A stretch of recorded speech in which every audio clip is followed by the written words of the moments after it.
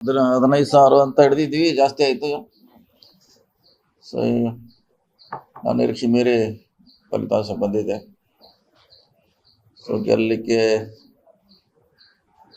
ಸ್ಥಳೀಯ ಮುಖಂಡರ ಅವ್ರ ಪಾತ್ರ, ವಿಶೇಷವಾಗಿ ಮತ್ತು KPCಯಿಂದ ನೇಮಿಸಿದಂಥ ಮಂತ್ರಿಗಳು, ಶಾಸಕರು, ನಮ್ಮ ಪದಾಧಿಕಾರಿಗಳು ಕೂಡ ಸುಮಾರು ಚುನಾವಣೆಯಿಂದ ಕೊನೆಯವರೆಗೂ ಕೂಡ ಕೆಲಸ ಮಾಡುವಂಥ ಪ್ರಯತ್ನ ಮಾಡಿದ್ರು. ಹೀಗಾಗಿ ಗೆಲ್ಲಲಿಕ್ಕೆ ಬಹಳಷ್ಟು ಅನುಕೂಲ ಆಗಿದೆ. ಅದರಲ್ಲಿ ನೋ ಡೌಟ್ ಚೆನ್ನಾಗಿದೆ.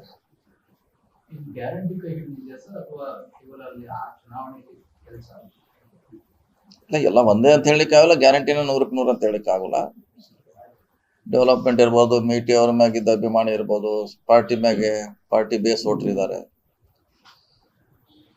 ಸೊ ಇವೆಲ್ಲ ಕೂಡಿ ಗೆಲ್ಲಲಿಕ್ಕೆ ಆಗಿದೆ. ಒಂದೇ ಫ್ಯಾಕ್ಟ್ರಿಯಿಂದ ಗೆಲ್ಲಲಿಕ್ಕೆ ಎಲ್ಲ ಆಲ್ ಫ್ಯಾಕ್ಟ್ರಿ ಕೂಡಿ ಗೆಲ್ಲಲಿಕ್ಕೆ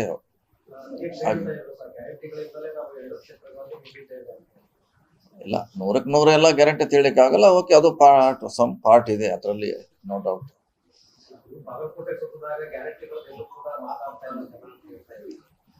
ಇಲ್ಲ, ಅದೇ ಇಲ್ಲ, ಅದಕ್ಕೆ 100ಕ್ಕೆ 100 ಗ್ಯಾರಂಟಿ ಅಂತ ಹೇಳಲಿಕ್ಕೆ ಆಗಲ್ಲ. ಎಲ್ಲ ಕೂಡಿ ಅದು ಒಂದು ಪಾರ್ಟ್ ಇರ್ತದೆ. 10ರಲ್ಲಿ ಅದು 1% ಡೆವಲಪ್ಮೆಂಟು, ಮೇಟಿ ಅವರ ಅಭಿಮಾನ, ಪಕ್ಷದ ಓಟು, ಡೆವಲಪ್ಮೆಂಟು, ಇವೆಲ್ಲ ಕೂಡಿ ಗೆಲ್ಲಲಿಕ್ಕೆ ಒಂದೇ. ಆದರೆ ಒಂದರಿಂದ ನಾವು ಯಾವುದೇ ಗೆಲ್ಲಲಿಕ್ಕೆ ಆಗೋಲ್ಲ. ಸುಮಾರು ಫ್ಯಾಕ್ಟ್ರಿಗಳಿಂದ ಗೆದ್ದಿದೆ, ಅದರಲ್ಲಿ ನೋ ಡೌಟ್.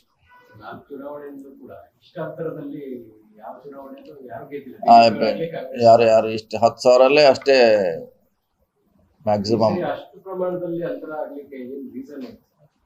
ನಮ್ಮ ಓಟುಗಳು BJPಯಲ್ಲಿ ಇರೋದ್ರಿಂದ ಅವನು ವಾಪಸ್ ಪಡೆಯುವಲ್ಲಿ ಯಶಸ್ವಿ ಆಗಿದ್ವಿ. ನಾವೇನು 5 ಓಟ್ ಹತ್ತೀವಿ, SC/ST ಓಟ್ ಹತ್ತಿಲ್ಲ, ಅವರೆಲ್ಲ BJPಯಲ್ಲೇ ಇದ್ರು. ಅವನು ವಾಪಸ್ ತರುವಂಥ ಪ್ರಯತ್ನ ಮಾಡಿದ್ವಿ, ಅದರಲ್ಲಿ ಸಕ್ಸಸ್ ಆಗಿದೆ. ಸೊ ಅಂತರ ಆಗಲಿಕ್ಕೆ ಇದು ಕೂಡ ಬಹಳ ಮುಖ್ಯ ಕಾರಣ.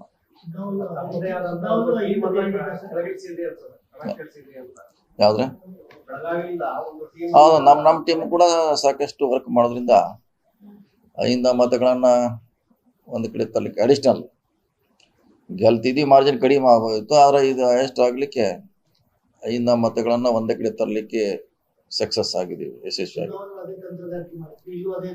ಸೇಮ್ ಶಿಗ್ಗಾಂವದಲ್ಲಿ ಏನಾಗಿದೆ, ಇಲ್ಲಿ ಕೂಡ ಅದೇ ರೀತಿ ವರ್ಕ್ ಮಾಡಿದ್ವಿ. ಇದು ಶಿಗ್ಗಾಂವ್ಗಿಂತ ಚುನಾವಣೆ ಇನ್ನೂ ಸುಲಭ ಆಗಿದೆ. ಅಲ್ಲಿ ಮಾಡ್ಲಿಕ್ಕೆ ಸ್ವಲ್ಪ ಟಫ್ ಆಗಿತ್ತು ಅದು. ಸೊ ಇಲ್ಲಿ ಬಹಳ ಸುಲಭವಾಗಿ ನಾವು ಕೆಲಸ ಮಾಡ್ಲಿಕ್ಕೆ, ಅಲ್ಲಿ 5 ಮತಗಳು ನಮ್ಮನ್ನು ಗೆಲ್ಸಿದ್ವಿ. ಇಲ್ಲಿ ಕೂಡ ಅದೇ ಡೆಫಿನೆಟ್ಲಿ ಕಾಂಗ್ರೆಸ್ ಗೆಲ್ಲಬೇಕಾದ್ರೆ ಅದೇ ಅದಕ್ಕೆ ಮುಖ್ಯ ಬೆನ್ನೆಲುಬು ಸೂತ್ರ. ಅದನ್ನ ನಾವು ಕಾಪಾಡ್ಕೊಂಡು ಹೋಗ್ಬೇಕಷ್ಟೇ. 5 ವರ್ಗಗಳಿಗೆ ನ್ಯಾಯ ಕೊಡಿಸ್ಬೇಕು, ಅಧಿಕಾರ ಕೊಡಿಸ್ಬೇಕು. ಅದನ್ನ ಪಕ್ಷದವರು ಮಾಡಬೇಕು ಮುಂದಿನ 2 ವರ್ಷದಲ್ಲಿ ಹೆಚ್ಚಿನ ಪ್ರಮಾಣದಲ್ಲಿ. ಸಂಪೂರ್ಣ ನ್ಯೂಸ್, ಇದು ನೊಂದವರ ಧ್ವನಿ.